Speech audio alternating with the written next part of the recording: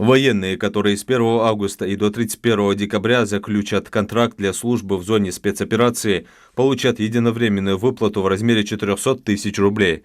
Соответствующий указ подписал президент Владимир Путин. Выплату смогут получить россияне, которых призвали на службу по мобилизации, служили в вооруженных силах Российской Федерации, за исключением замещающих должности курсантов военнослужащих, а также другие россияне и иностранцы, заключившие в период с 1 августа по 31 декабря этого года контракт о прохождении службы в российских вооруженных силах. При этом контракт должен быть заключен на год и более для выполнения задач спецоперации.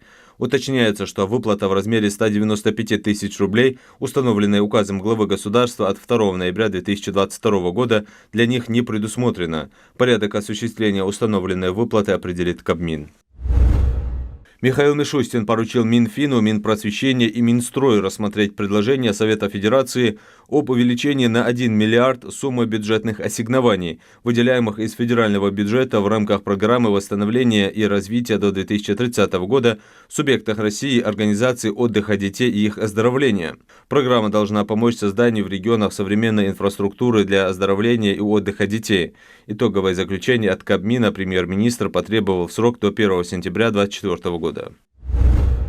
С 10 по 22 августа в Горной Ингушетии состоится Всероссийский молодежный туристско-палаточный лагерь «Бейни-2024». Организаторы расширили возрастной диапазон участников. Теперь в лагере смогут принять участие студенты от 16 лет. Это позволит большему количеству молодых людей из Ингушетии присоединиться к увлекательным мероприятиям и обменяться опытом с ребятами из других регионов страны. Проект реализуется в рамках программы комплексного развития молодежи «Регион для молодых» национального проекта образования. В республике молодежный слет впервые состоялся в прошлом году.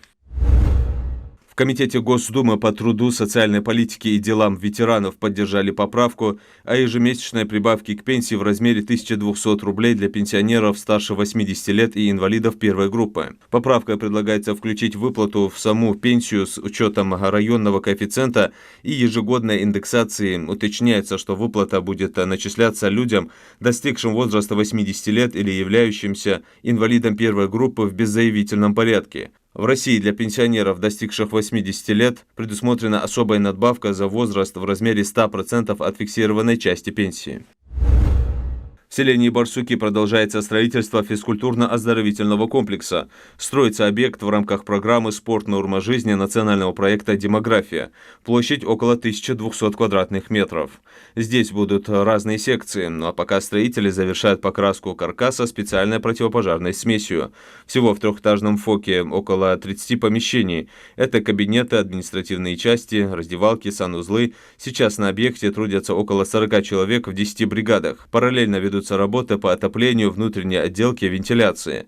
К концу года объекты должны сдать в эксплуатацию, но строители обещают завершить работы на 2 месяца раньше. Госуслуги «Дом» – это приложение, предназначенное для собственников жилья в многоквартирных домах. С его помощью удобно решать вопросы ЖКХ онлайн. В приложении можно вносить данные по счетчикам воды, электричества, газа, отопления и смотреть историю внесенных показаний. Система предупредит об ошибочных показаниях, а данные на счетчике воды можно распознать камерой. Войти в приложение можно под учетной записью на госуслугах, она должна быть подтвержденной. Скачать приложение можно в App Store или Google Play. В Госдуме предложили повысить срок службы в армии до 2 лет. За последнее время российская армия сделала огромный шаг вперед и стала еще более современной и технологичной. А для современной армии нужны современные специалисты, считает первый заместитель председателя Комитета Госдумы по обороне Алексей Журавлев. Поэтому срок службы в армии необходимо повысить до 2 лет, чтобы эффективно обучать солдат и получить настоящих профессионалов.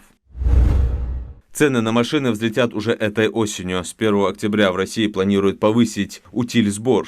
В этом году на автомобили и полуприцепы утиль-сбор вырастет в среднем на 70-85%, а затем будет повышаться на 10-20% каждый последующий год. С 2025 года индексация распространится и на электромобили. Платеж за машину не старше 3 лет увеличится сразу в 20 раз, до 674 тысяч рублей. Государственная Дума приняла законопроект, содержащий поправку о введении лимита на число сим-карт, которые можно будет оформить на одного гражданина России. Изменения собираются внести в закон о связи. Устанавливается, что физическое лицо может получить не более 20 абонентских номеров. При этом правила оказания услуг связи смогут устанавливать случаи, когда обычным гражданам или юрлицам разрешается выделить более 20 сим-карт. Ангушт готовится к встрече на поле с победой. Матч состоится сегодня на выезде в Хасавюрте. Начало в 16:00. Для назрановцев и их соперников это стартовая игра в рамках турнира Фонбет Кубок России «Путь регионов».